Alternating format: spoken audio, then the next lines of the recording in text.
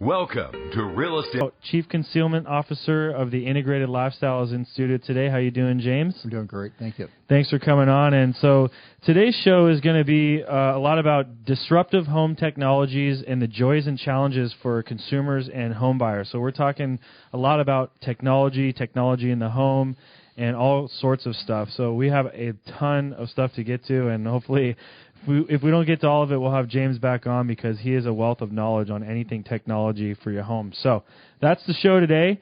Excited about it. And but just a reminder for those of you just tuning in, there's always a couple different ways you can listen to the show. That is on the radio at 𝗘𝗀𝗃𝗓 1220 AM, or you can listen on live online at 𝗘𝗀𝗃𝗓𝗃 or 𝗟𝗜𝗡𝗙.com. And we also have an app, so you can download the 𝗘𝗀 app or the iHeartRadio app. And we are also on iTunes now, so I know you've been hearing about it for the past couple of weeks. We're super excited about it. We are podcasting all of our shows now. So today's show will be podcasted after and uploaded to iTunes, so you can listen to us when you're anywhere on the go, so that's a good thing. So we come to you 5 days a week, though. If you want to listen live, that's Monday through Friday from 3 to 4 p.m., with bonus coverage Mondays, Wednesdays, and Fridays from 2 to 3.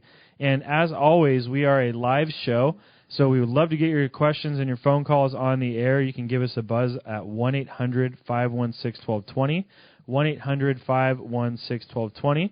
Or if you're bashful, you can go online to my website, 𝗥𝗱𝗩𝗘, and you can click the Contact Me tab and submit your question when you're on the air. And finally, if you are available next Tuesday, November 3rd, I can't believe it's November already. That's crazy. Next Tuesday, November 3rd, we're having our live event, and that's 3 to 4 p.m. is the live show. And the show is going to be with Kristen Niedermeyer from Financial. She's a financial advisor with Pacific Advisors, a great financial advisor, if I might say so myself. And the topic is going to be your financial foundation, the 5 building blocks for life. So that's at the Toll House Hotel in Los Gatos. That's from 3 to 4 with 4 to 6 p.m. networking, wine, and appetizers and all that good stuff. So can't go wrong with wine and appetizers, right, James? Absolutely not. Not with a name like Stout. That's right. I like that. All right, so let's get into what we got a lot to cover today. So really quick, give it a little bit of your background and how you got into home technology and how long you've been doing it for and all that good stuff.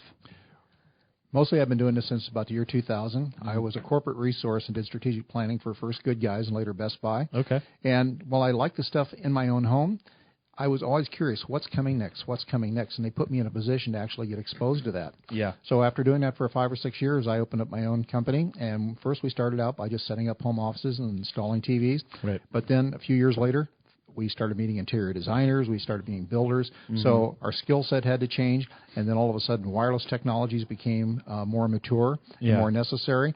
So we've had to learn many disciplines along the way. And so now we're running full tilt boogie with 2 showrooms and pretty much helping people work through the various technology issues. And we don't work with with the enthusiasts. Yeah. Everyday people today have to almost have the knowledge of the enthusiasts of past years. Right. All right. Very good. So Campbell and Fremont. So I grew up in Fremont, and then now we're living over here in Los Gatos. Campbell, great towns, So, again, the name of your company is the Integrated Lifestyle. And you mentioned something in your background information talking about wires and wireless. And so that's my big question of the day today. And I don't know if I'm getting too ahead of myself if we're going to talk about it later. But I know that there's different schools of thought with different technology guys, whether they like wireless or hardwired things because it's more reliable, that type of thing. So what is your opinion on that, wireless versus wired, I guess you'd call it? Wireless is a great thing for mobility. Okay. The problem is wireless networks haven't been quite fast enough, but they're starting to get there. It's great for putting music out everywhere. It's great for streaming video up to a point. What's starting to change now is we're starting to get into the ultra-high definition, a much more complex video streaming, and that is never going to be suitable for wireless. Or what you're going to have to do is you're actually going to have to run wires to extend the wireless network. Mm-hmm. That may sound counterintuitive, right, but we've actually run Cat6 Ethernet cable all the way up a hillside, 300 feet up a hillside in Los Gatos, where they have a small antenna, and they get the same internet speed as if they were back in their office down below the hill. Huh. So what's starting to happen is you're going to see more wires as we move forward, as this new generation of TVs come out, and as more people start streaming. You got 4 kids streaming Netflix, and that's not uncommon these days. Right. The wireless networks. Because no one talks to each other anymore. No, they don't.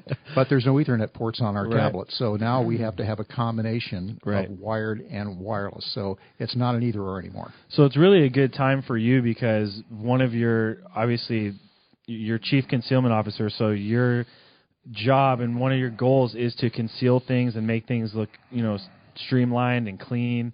So with all these, all this new technology coming out that's going to require wires and that type of thing, it's going to be a good time for you guys, I bet, right? Yes. And so we like the fact that the wires can be concealed. A lot of people don't realize it, and this has implications for people that actually have smaller homes, that you can put the equipment up to 250 feet away from your TV, if we're talking about a TV, for example. So you don't have to have cabinetry. You don't have to have floor space taken up. Yeah. So there's a lot of possibilities that people just typically don't think about as far as disguising the equipment or moving it into another area where it can't be seen. Right. So we're going to talk about, the topic today is disruptive home technologies. And again, if you're just tuning in, I have the pleasure of having James Stout in studio today, the Chief Concealment Officer for the Integrated Lifestyle. And we're talking disruptive home technologies. If you have any questions for James or myself, 1-800-516-1220, 1-800-516-1220. So what are some examples of disruptive home technology, James? Okay, Xfinity is a perfect example. Mm-hmm. There's a lot of homes with older wiring today, and they think everything is going fine. Then they want to get the newest modem or they want to get the new Xfinity DVR system. Right. They find out that wiring will not support it. In some homes, that's fine. There's an expense. In other homes, it's physically impossible to get out and do that wiring, so the customer is painted into a corner. Right. So Xfinity as a company is one of those. A second type is what they call 4K or Ultra HD TV. A lot of people are confused about this, but what it essentially means is you're watching your TV today. Imagine that TV looking 4 times as good. You can actually take today's TV sources, like a DVR, for example, and make it look 4 times better on the TV. The problem is going to be, down the road, we're going to start broadcasting in 4K, and when we broadcast, there will be copy protection. It's going to obsolete, in some cases, certain categories of equipment, stuff as recent as 90 days ago. Wow. So that's pretty disruptive. Somebody bought a $1,500 home theater receiver, and now we were able to wire around it because we knew this was coming, but the average person didn't plan ahead, so they might find themselves on a bit of a digital pickle. Wow. If you miss what he just said, basically the technology is going to become so fast that if you're, basically the equipment you're buying might become outdated within a couple of months, essentially, right? Yes, and in certain categories of equipment. Not everybody has a home theater receiver and surround. Right. Those people are the ones that are most at risk. But people that just have short cable runs and say they're going to plug in, say, a new Roku that could do Ultra HD, there's not going to be a problem connecting that directly to the TV. But copy protection was never expected to be a part of the whole equation. Right. And so different manufacturers have adopted at different rates, but we're all going to have to face it at some point. So I want to go back to something you mentioned a little bit ago, is about how Xfinity and certain things might not work with certain homes. So, making this more in the real estate related realm, and I'm thinking about this as you're talking, like, okay, how do I help service my clients better by being able to look at a home when they're looking at homes or deciding to sell their home or buy or purchase a home?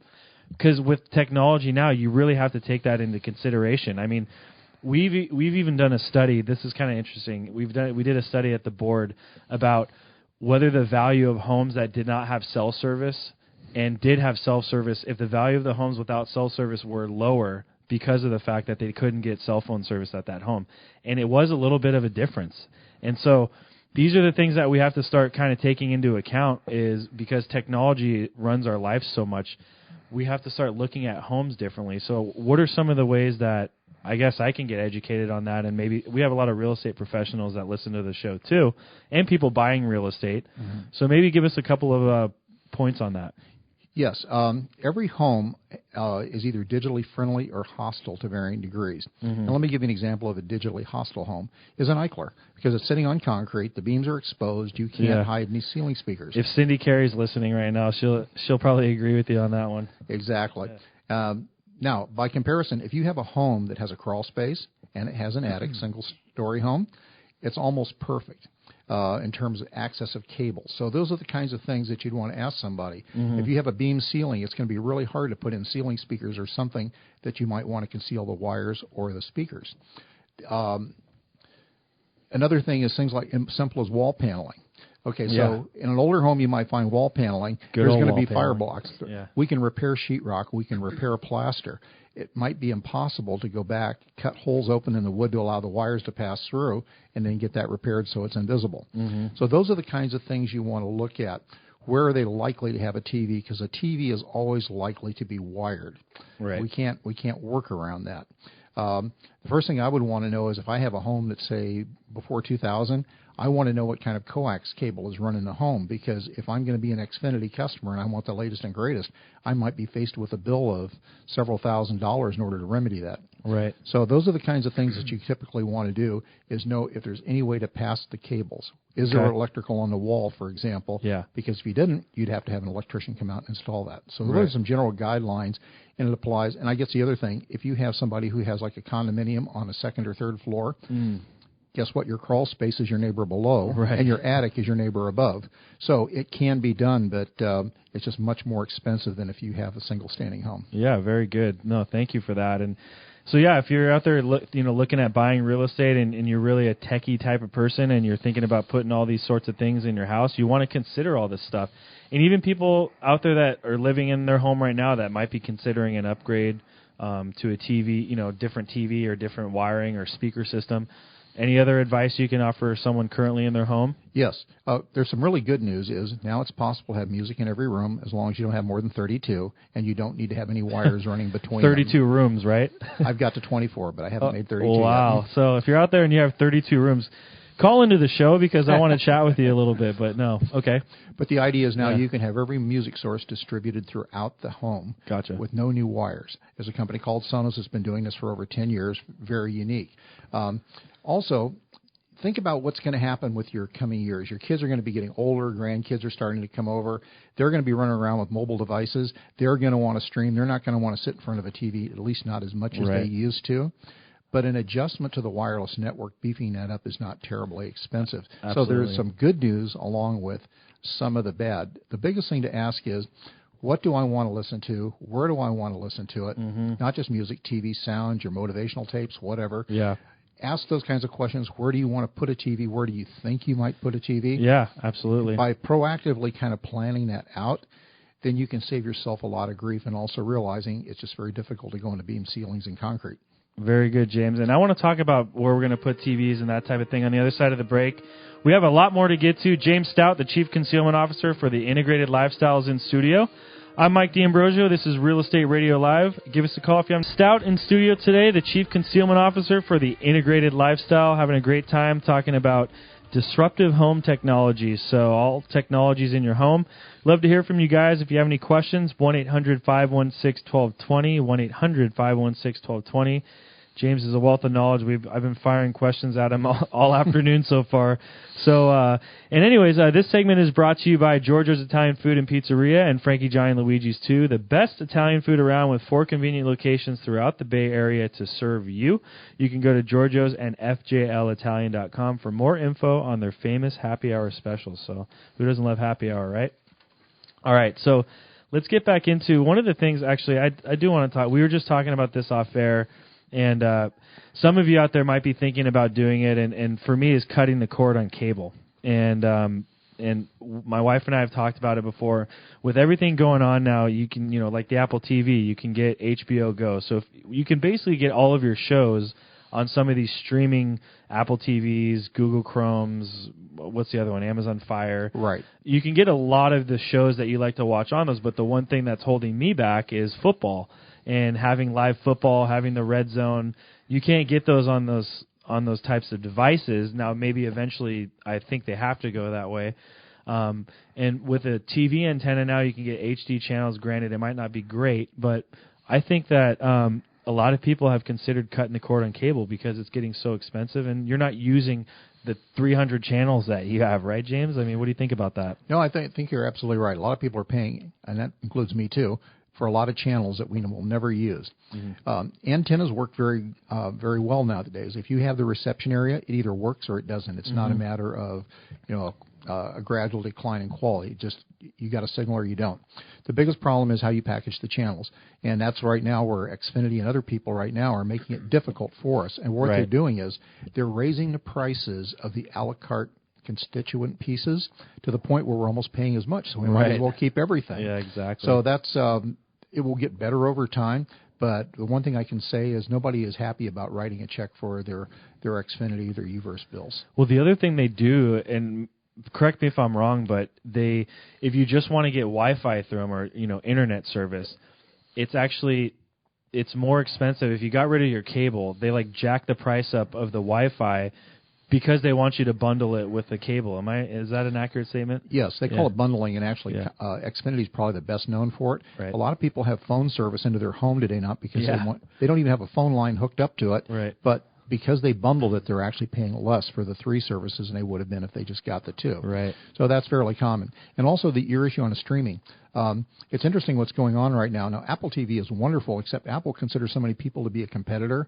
It's kind of a limited buffet. Okay. So whereas Roku, they feel that they're Switzerland. They want friends everywhere. Yeah. So what they do is they go out and sign up every service. You want a India cricket service, somebody out there is selling a channel for $7 a month. Right. So that's why that is such a great type of tool, and it's just a question of whether or not they will start to unbundle some of those services. But I can assure you that Roku and to a lesser degree Apple, they'll start signing those unbundled services up as soon as they can get them. Gotcha. All right. And on that note, we talked also about millennials and how they're looking at technology, and if people, a lot of the listeners have heard me talking about millennials a lot lately because it's become a really relevant topic in real estate with how many of them are buying property. How does that relate to millennials and technology and how they use that in the home? Millennials have a sense of immediacy. They want speed. Really? I didn't know that. So besides the fastest computers and so forth, we have torn up a number of homes and basically run Ethernet cable all through multi-story dwellings so they can essentially plug in their games and be wirelessly connected. They may have no use for music or broadcast TV. They will stream to a lesser degree, but they do want that immediate experience. So broadcast TV, radio, many of the things that you and I grew up with are no longer a significant portion of the equation. But they do recognize the limitations of wireless. So as a result of that, they're willing to pay a lot for cabling, but not necessarily content. There you have it, millennials and home technology. All right, we got a lot more to get to on the other side. James Stout, the Chief Concealment Officer of the Integrated Lifestyle, is in studio today. I'm Mike 𝗔𝗕𝗏𝗪. If you have any questions, 1-800-live.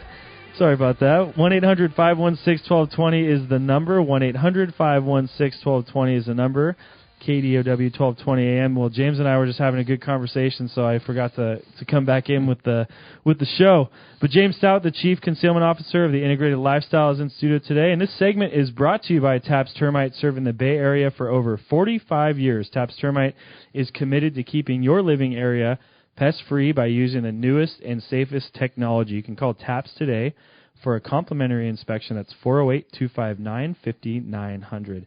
And one of the things we were just talking about while we came back into the segment here is baby boomers, empty nesters, talking about the different segments of buyers and sellers we're seeing in the real estate market right now. And, really one of them is the millennials, and that's what we talked about before, which is, frankly, not one of my favorite clients to deal with because they're really demanding. And obviously you want to give good service to your clients, but, sometimes enough is enough here. But not to say that I don't want to work with them, but also baby boomers, seniors, people that are downsizing.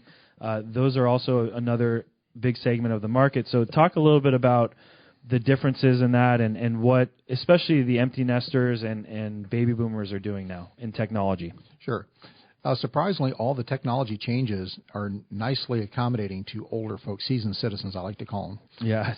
Now what's happening is originally the empty nesters were just going to put in the newer TV, maybe update their audio and things like that for themselves. Well, guess what? Now the kids have left, and now the kids are having grandkids, so they're having to reopen up again. So the people, we're finding is if somebody will hold their hand and explain to them in terms they understand what they can do, music they can rediscover from back in the old Ozzy and Harriet days. You literally can go back into the past as well into the future. they're very open to it if somebody will hold their hand and rationalize things for them. Right. And that's the problem today is too much technology is spoken in technology terms.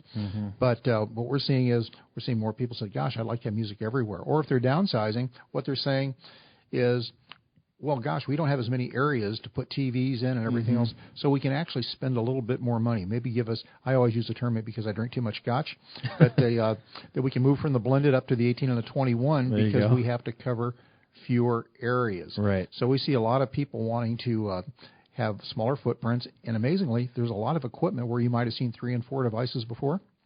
Now you can actually just have one that does a better job than 4 separate. So what do you mean by that? So, for example, you used to have an amplifier and a CD player and internet-connected devices. Yeah. Well, Marantz just came out with a little product that's about half the size of any of those, and now it has Bluetooth, it's got Wi-Fi, it's got the CD player built in, and it has all the power and finesse you would expect of a traditional Marantz amplifier. Right. And so it's less in price, it's more refined, it's easier to use. And much of the equipment today is actually run by an app as opposed to a remote control. Right. And most seniors can swipe a finger, so they just know what to swipe.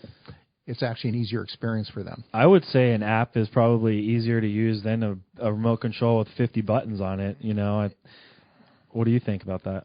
No, that's actually true. That's why when we program universal remote controls, we only put the buttons on there that people will actually use. Right. We don't replicate the manufacturer's remote control.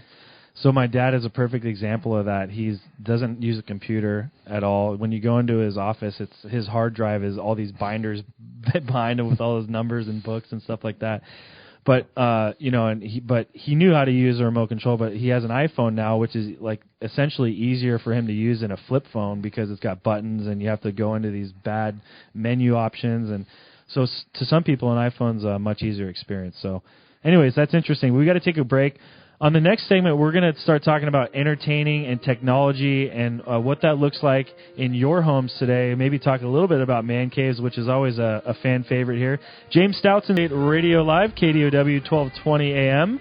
We have James Stout in studio today, the Chief Concealment Officer for the Integrated Lifestyle.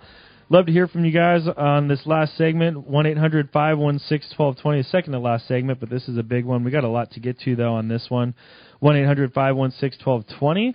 And we're talking disruptive home technologies today. And this segment is brought to you by 𝗪𝗏 Construction, serving the Silicon Valley for over 40 years. You can visit them today at 𝗪𝗏construction.com. That's 𝗪𝗏 like the candy, 𝗪𝗏construction.com. And James knows Cindy, and Cindy knows James, and you guys work together. Yes. And, you probably work with a lot of contractors on helping them with their technology and concealment and all that good stuff, right? Yes, they can implement it, but they're not so good at planning it. There you go. What else is new? No, I'm just kidding. So let's talk a little bit about let's talk about entertaining and what it means to what new technologies are coming into entertaining in the home, and we've been talking a lot about the backyard off air. We'll talk a little bit about home theaters and man caves and that type of thing. So let's start a little bit on the inside of the home, and as far as entertaining goes, what type of technologies are coming out? Well, it's kind of room specific. So if we take a look at, say, things like kitchens, and many of the kitchens today, we're getting rid of the dining rooms, we're opening up and expanding into the living rooms and the outdoors. You're seeing people wanting to gather. They might be listening to music, but they're having conversations, they're having drinks, they're doing all the above at the same time. So they're not just watching a football game, although they might want to hear the football sound. So wireless technologies today, as well as speakers that can be concealed in the ceilings, now it's very possible to have virtually any sound, TV sound, projected out to, say, 400 feet behind your house wirelessly. So what's starting to happen now is there's more product categories coming out. One of my favorites is a company called Soundcast. What we love about their speaker is not only will it work up to 300 feet from the home with its own battery, you can actually drive it through a car wash and it will continue to work outside the car. So they're durable. So you're starting to see that kind of innovation. Also, people do like outdoor TVs, at least they like the idea of them. They used to be $7,000, $8,000. They're plummeting in price, so you can actually get in as little as $1,500. Yeah, but if you don't have direct sunlight, and if you've got, say, a cover over, you can use a regular TV with a cover and not pay 1 cent more. It really depends on the area that you want to plan for. So would you have to put a regular TV like in some sort of case, even like a wooden case, or just under? You could put one under like an eave, even. Yeah, you can put it under. You put it under an eave as long as it's not going to get rained on. But there are several companies that actually make TV specific covers, and we just zip them up, And the only thing is, if it's 35 degrees out, let the TV warm up before you turn it on. Don't turn it on when it's 35 degrees. Yeah. So just a little common sense, and you can get by with an everyday TV you'd put in any room in your home. Wow. So let's talk about more of the outdoor spaces, and what are some different things, interesting things that are coming on outdoors? I would say the biggest thing right now, it's just part of it's an enabling technology, not necessarily too exciting, but getting wireless all the way to the edge of your property. Because remember, it's one thing to have the music playing, but what if you have to walk back into your home in order to change the radio station? Right. Not so much fun.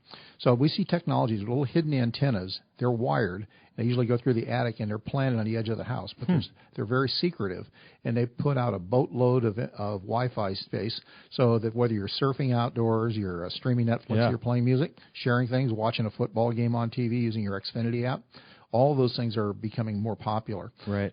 With a 13-inch iPad just literally within a week or two away, we think a lot of people are going to start using those for portable TVs.